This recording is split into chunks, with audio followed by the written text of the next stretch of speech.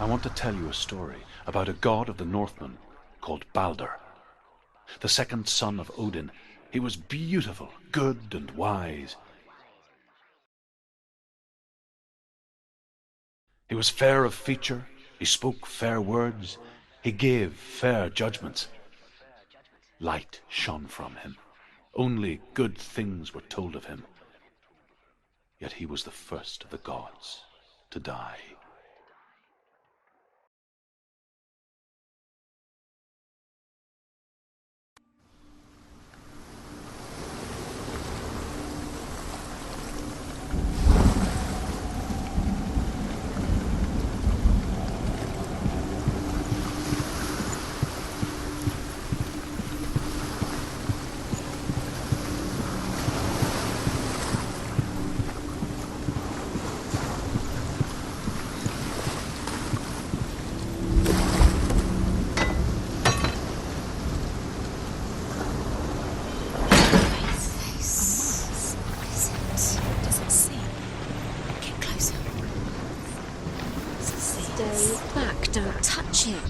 Where are we? What is this? It's the same. It's another world. It's lighter. It's nicer. I like it here. Can we stay? The bridge. It's not broken. It's fixed. What happened? The bridge is fixed. Let's cross it.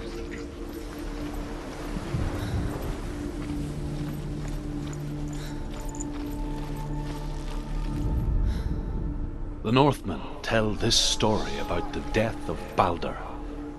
It begins with dark dreams. Night after night, Balder dreams of his own death, and the gods fear for his life. So Balder's mother makes everything in the world: fire, water, iron, stone, earth, wood, beasts, birds, serpents, poison, sickness, swear an oath not to harm her son. One by one, they each make their vow. Neither weapons nor wood will injure him, Balder's mother boasts. Only Loki, father of Hela, the mistress of death, is not amused. Dillion is in there. Don't forget. You can feel it. You need the runes to find Dillion. You need Dillion.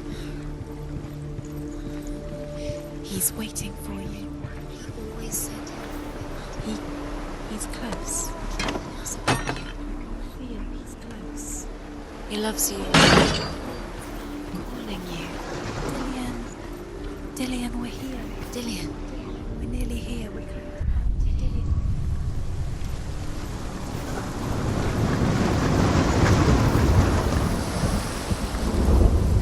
The gate is open. Go through the gate. Go through it. It's dangerous. Follow it. What's behind the gate? Where will it take you? It's not safe.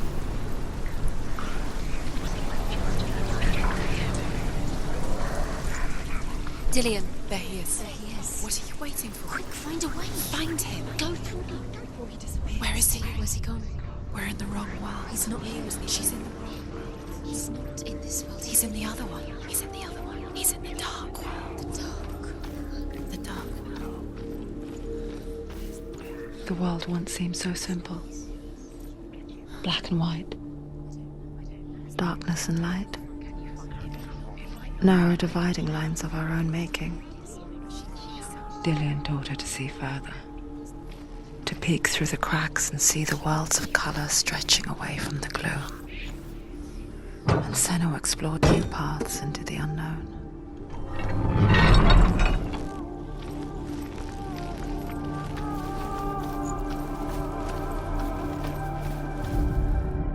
The gods feast and rejoice and amuse themselves by throwing spears and stones at Balder, striking at him with sword and axe. But he comes to no harm, whatever they do. The gods never cease to wonder at this great marvel. But Loki shapes himself into a woman and asks Balder's mother, "Is it really true that all things promise to keep him safe? I did not ask the mistletoe, Baldur's mother confesses. I thought it was too young. Oh dear.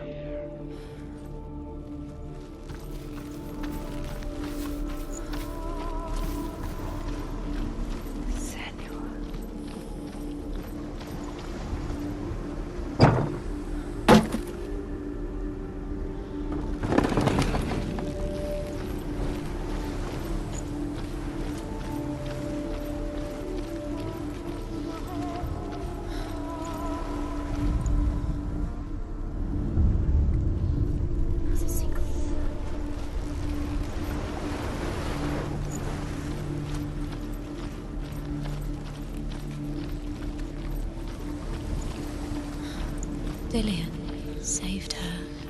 You owe your life to Dillian. You owe everything to him.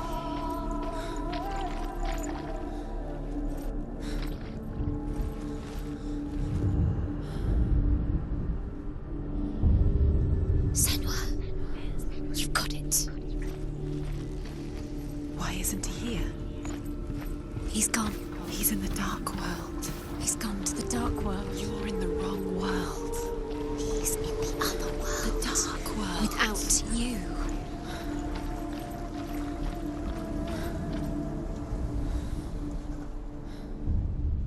We spend our lives searching for the meaning in life, and we ask the gods for guidance. But the truth to life is revealed when we can face death without fear. How can the gods understand us if they refuse to die themselves?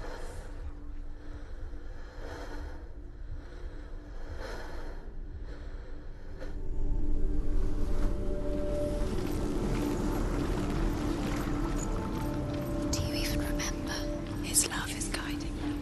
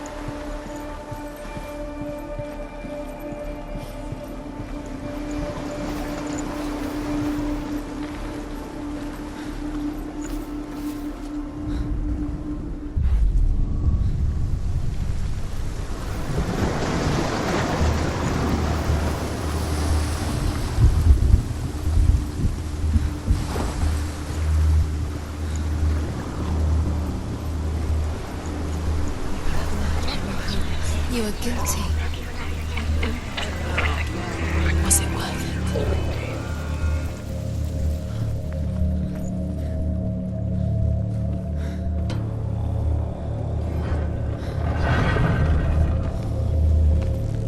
There he is. Where are you taking? He's up there. He's up there. How do you get up there? There's a way.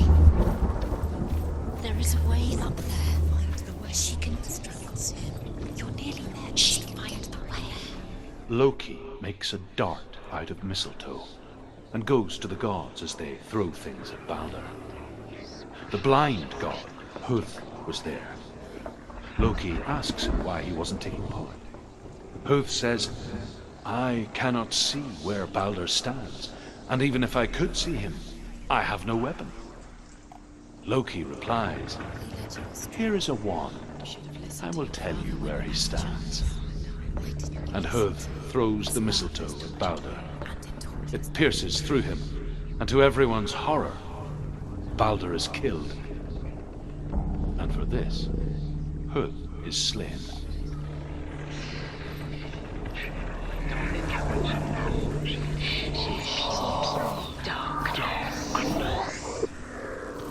So it's all your fault. You're cursed.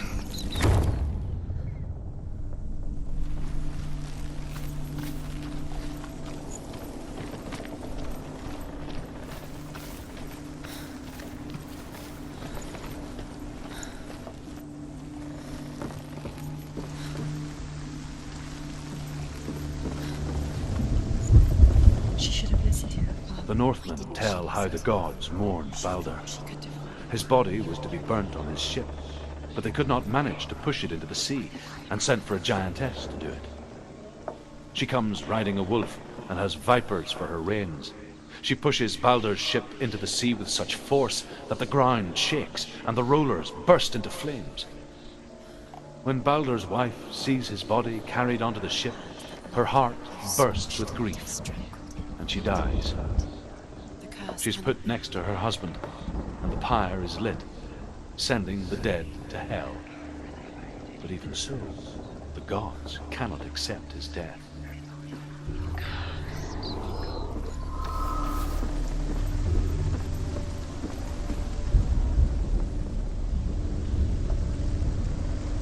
Years had passed since she left her father. Darkness is swallowing you both. She trained hard alongside her friend, Dillian.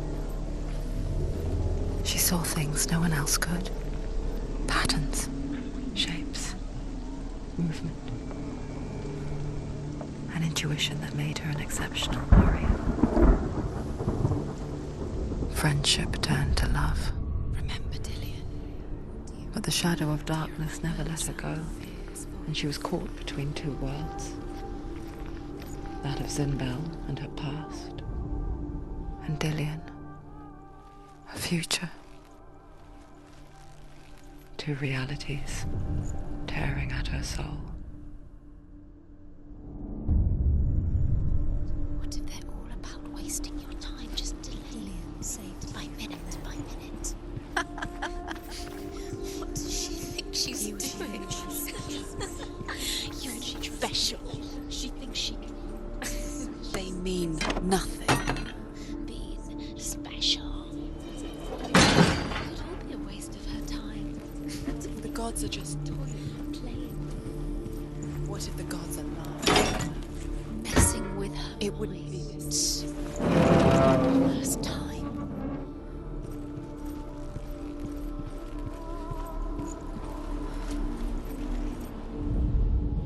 Overcome with grief, the gods send Hermod to ride to Hell and ask Hela to let Balder return home.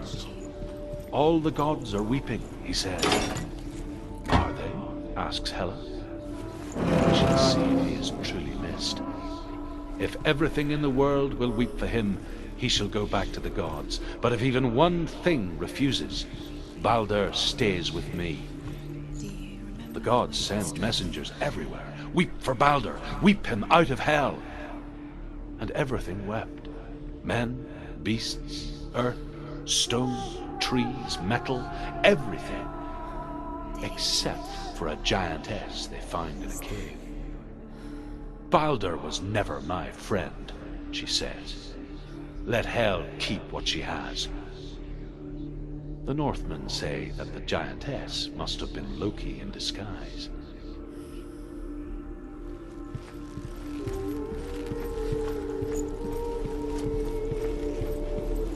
Dillian's in the tower. He's there.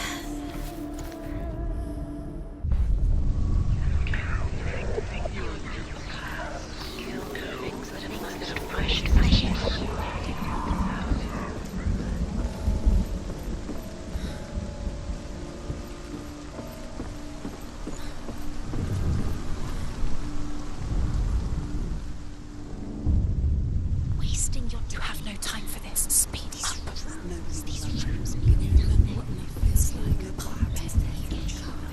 Trials to distract you. They've set you up, and now they're going to watch you.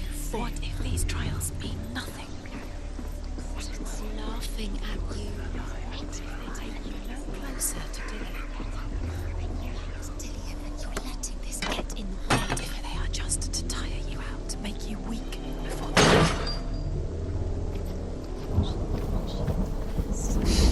she thought she had light within her when she was young. She is pure darkness.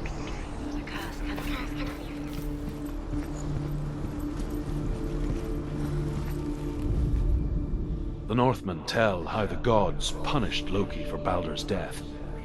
They captured him and took him to a cave. They fetched his two sons and turned one into a wolf, and he ripped his brother apart. The gods used Loki's own son's entrails to tie him down, and turned these bonds to iron, and dangled a poisonous serpent over his face, so that its venom would drip onto him. Each time the venom drips onto Loki's face, he writhes in agony. The Northmen say that is the cause of earthquakes.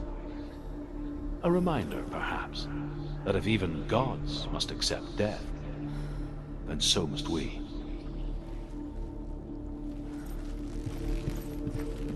Dillian saved you. Dillian cared for her like no one else has. Dillian's the only reason she's still alive. What if this is pointless? What are you doing? Why did you think you could make this work? You keep seeing runes. You see runes everywhere. Everywhere. What if they're not real? What if they don't actually make sense? They're a trick. The gods were lying. If you think it makes sense, but really the gods are playing with you. It makes sense in your mind, but it doesn't make sense. Worlds. The gods. But it doesn't mean anything. You can't read this language. You don't understand. You're wasting time. You're cursed. Never succeed. Slow. Quicker.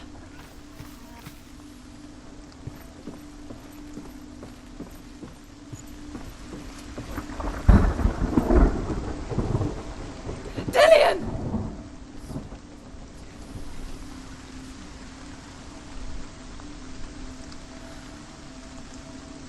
Don't look down. Be quick. Dillian never much cared for the underworld, and looked dimly upon the druids, like her father, Zinbel. I guess he took after his father, a chieftain who believed nothing he couldn't see, and he happened to be blind. She felt safe in Dillian's arms, learned to see the world through his eyes, and slowly, the darkness that had bound her so tightly began to unravel. Very careful. You've come this far. Don't let him slip away. It's a narrow bridge. And there's a long way to fall.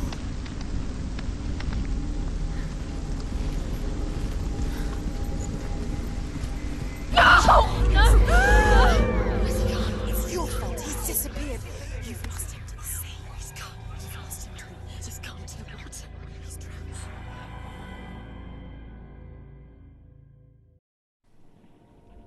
Senua, your father cannot understand your darkness. He cannot see through your eyes. No one can. My own father was born blind. Doesn't have the faintest idea of what the night looks like. The word dark to him means as little as the word light. So someone is afraid of the dark. Should we fix them by taking away their sight? Would you give up the beautiful world that you, and only you, can see just to be rid of your nightmares?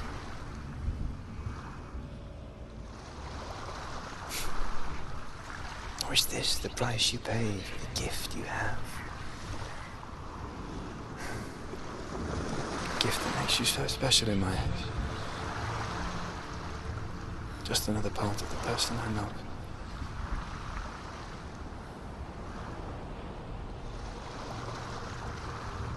I lived for the wilds to protect you from my darkness.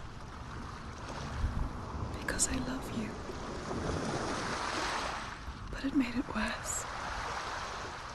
I'm so sorry. What if this is pointless? What if you're wrong? What if this has nothing to do with the sword? What if we're wrong? The sword will never be yours.